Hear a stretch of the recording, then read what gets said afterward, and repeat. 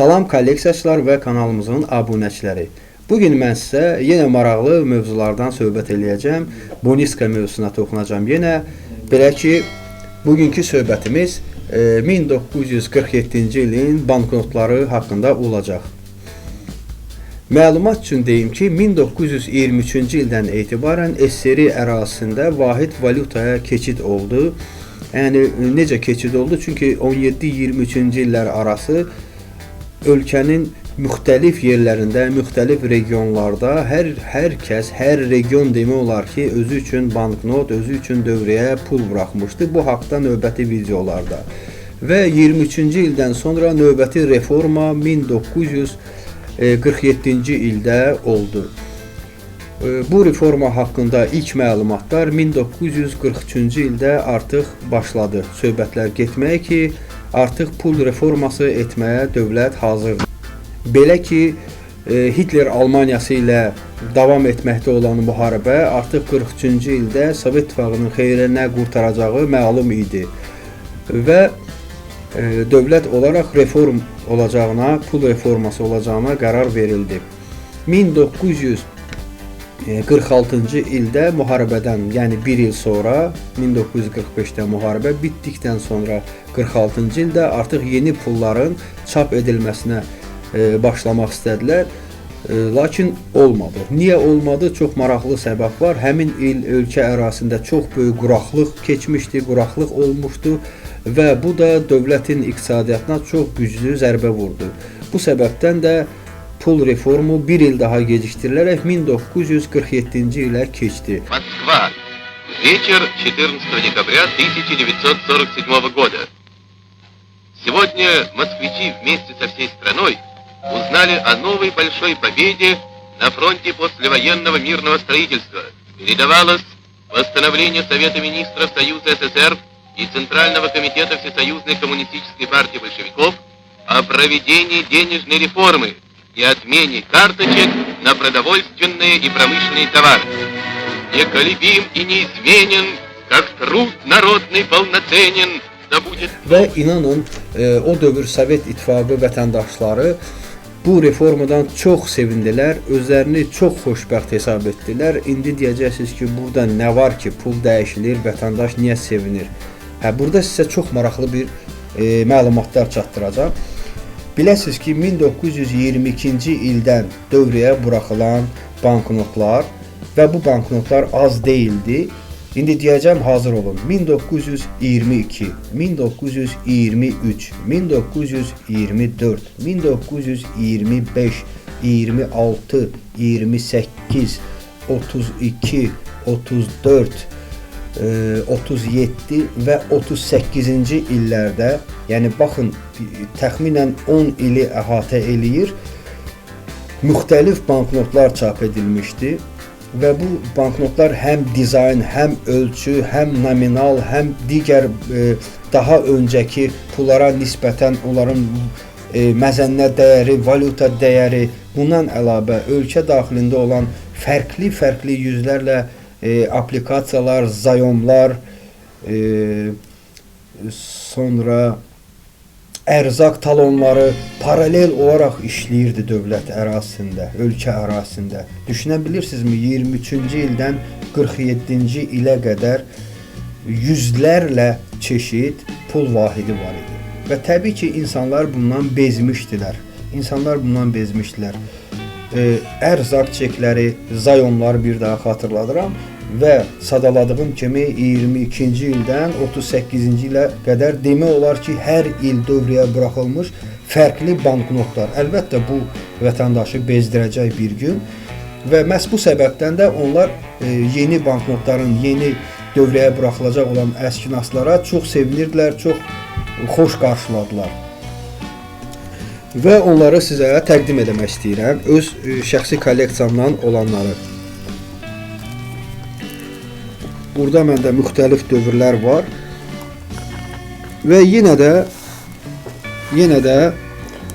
öz əvvəlki dizaynlarına nisbətən sadiq qalaraq gördüyünüz kimi ilk kiçik 3 nominal 1 rubl, 3 rubl və 5 rubldur. Və bu rubellərdə ümumi dizaynda siz hər halda diqqətinizi çəkdi rənglərə diqqət eləsəz, sarı 3 rubl, yaşıl 5 rubl göy rəngdə. Bu həm Çar Rusiyası dövründə olan banknotların rəng çalarlardır, həm də daha sonralar dövrəyə buraxılan və Sovet İttifaqının ən uzun ömürlü banknotlarının rəngləri ilə eynidir. Görürsünüz, Rusiya uzun bir müddət, 100 ilə yaxın bir tarixdə öz pullarında rəng çalarlarına, yəni sadiq olaraq rəngləri dəyişməmişdir. 1 rubl, 3 və 5 rubl. Arxa tərəflərində sizə nümayiş etdirirəm. Bunlar, bir daha deyirəm, mənim şəxsi kolleksiyamdandır.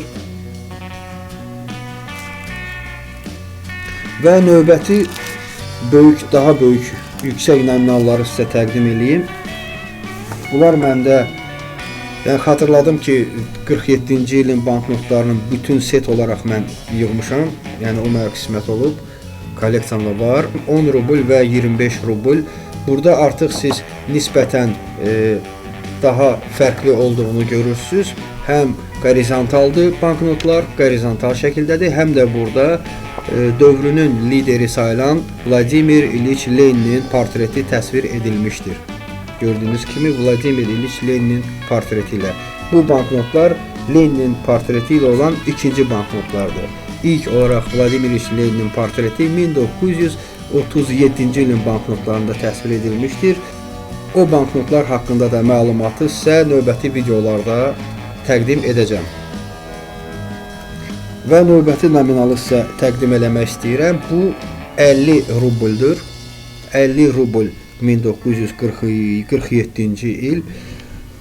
Və sizə bir gerçəyi deyim ki, bir həqiqəti deyim ki, Rusiya mövzusunda ən çox xoşuma gələn, ən çox bəyəndiyim banknotlardan biri məhz 1947-ci ildə çap edilmiş banknotlardır. Hal-hazırda sizə təqdim etdiyim. Və 50 rublun üzərində də artıq biraz daha format olaraq, ölçü olaraq daha böyüdü və üzərində yenə Vladimir İliç Leninin portreti təsvir edilmişdir və su nişanı olaraq da burada Vladimir İliç Leninin portreti vardır. Və növbəti banknotu 1947-ci ilin banknotunu sizə təqdim edirəm şəxsi kolleksiyamdan 100 rubl. 100 rubl 1947. Это что-то. Bu doğrudan banknotdur. Bu doğrudan bir kolleksioner üçün, Rusiya mövzusu yığan kolleksioner üçün diqqət edin, bütün deməli 50 yox, bu 200. Bunlar uncirculated UNC vəziyyətdədir, yəni ideal vəziyyətdə sayılır bunlar. Bunun da üzərində Vladimir İliç Leninin təsviri, su nişanı, gerb və s. Arxada Kreml təsvir edilmişdir. Bir sözlə bu möhtəşəm banknotdur. Düzdür, banknota əllə toxunmaq qəbul edilməzdir. Mən bunu sizə təqdim eləyəcəm. Amma buna toxunacam. Məndə burada 2 banknotdur və nə üçün 2? İkisi də eyni vəziyyətdə. Bunlar ardıcıl seriyalardır. Belə ki, nömrələrin sonu 34-35 nadir tapıntıdır. Çox gözəl banknotdur. Mən bunu sizə təqdim eləyəcəm. Bu möhtəşəmdir. Bu möhtəşəmdir.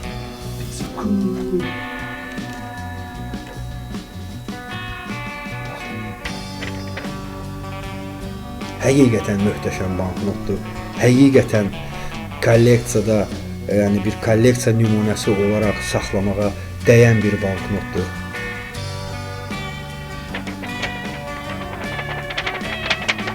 Vay. Və bu banknotlar haqqında indi sizə çox maraqlı bir məlumatı da təqdim eləyəcəm. Hər halda kolleksiyaçılar, peşəkar kolleksiyaçılar bu məlumatları bilir. Lakin mən bilirəm ki, bizim kanalımızın kolleksiyaçı olmayan abunəçiləri var. Bu xəbər məhz onlar üçündür.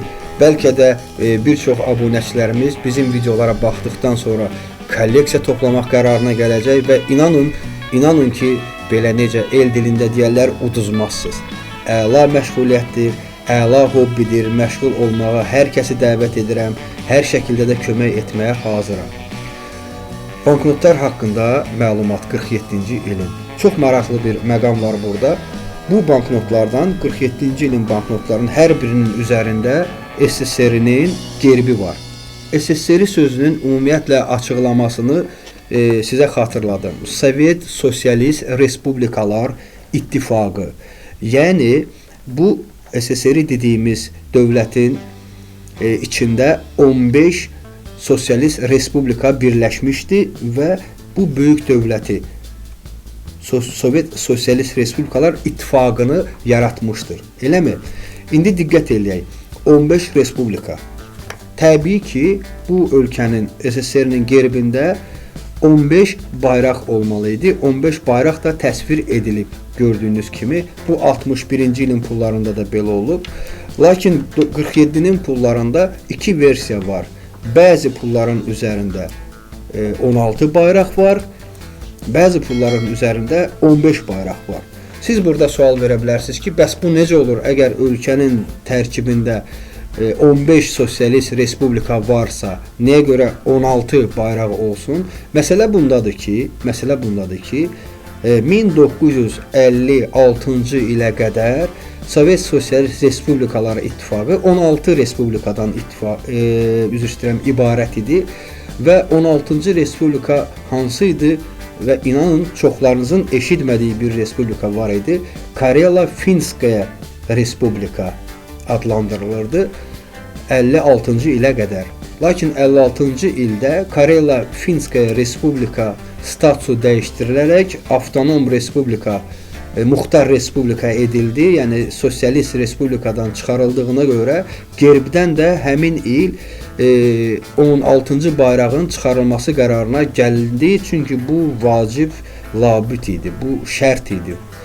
Ölkə tərkibində 15 respublika olub, bayraqda 16 bayrağın olmağı, yəni Nidapuskayama rus demişkən, bu mümkünsüz idi və təkrar olaraq 1957-ci ildə görmüş olduğunuz banknotlar eyni şəkildə yenidən çap olundu, dövrəyə yenidən buraxıldı. Lakin bu dəfə 15 bayraqla. Ona görə bu kolleksionerlər bu pulları toplayanda mütləq şəkildə fikir verirlər ki, hansı banknotda 15 bayraq var, hansı banknotda 16 bayraq var. Buradan da məlum oldu ki, 16 bayraq olan banknotlar 47-ci ildə çap edilmiş banknotlardır, 1947-ci ilə aiddir. 15 bayraq olan, gerbində 15 bayraq olan banknotlarsa 1957-ci ilə, yəni ikinci partiya banknotları sayılır. Və bunlar ciddi kolleksionerlər üçün, yəni şəxsən mənim üçün də, mən belə deyim, hər bir banknotdan bir ədəd öz kolleksiyamda vardır. Yəni 15 bayraq və 16 bayraqla. Və ciddi kolleksiyalar buna diqqət edir və ayrı-ayrı, bunlar ayrı-ayrı illərin pulları sayılır. Kolleksiya qanunlarına əsasən bu banknotlar müxtəlif illərin pulu sayılır. Eynən 57 61 və yaxud 61 91-in fərqli banknotları kimi bunlar da fərqli banknot sayılır. Sadəcə olaraq dövlət o vaxtı belə deyim özünü xərcə salmayıb, təzədən banknotlara klişe hazırlatmayıb. Elə eyni klişelərdə sadəcə olaraq bayrağı dəyişməklə eyni dizaynda banknotları dövrəyə buraxıblar.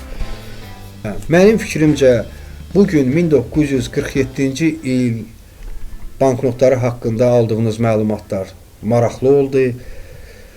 Çünki bəlkə də çoxlarınız bu banknotlar haqqında heç bir məlumat bilmirdi, heç vaxt görməmişdi bu banknotları, bu ölçülərdə banknotlar, belə möhtəşəm banknotlar. Və bir daha sizləri kolleksiya yığmağa dəvət edirəm. Kolleksionerlər hər zaman yeni kolleksiyaçıların, gənc kolleksiyaçıların gəlişinə şaddılar və hər tərəfli şəxsən adımdan deyirəm, kömək etməyə də hazıram.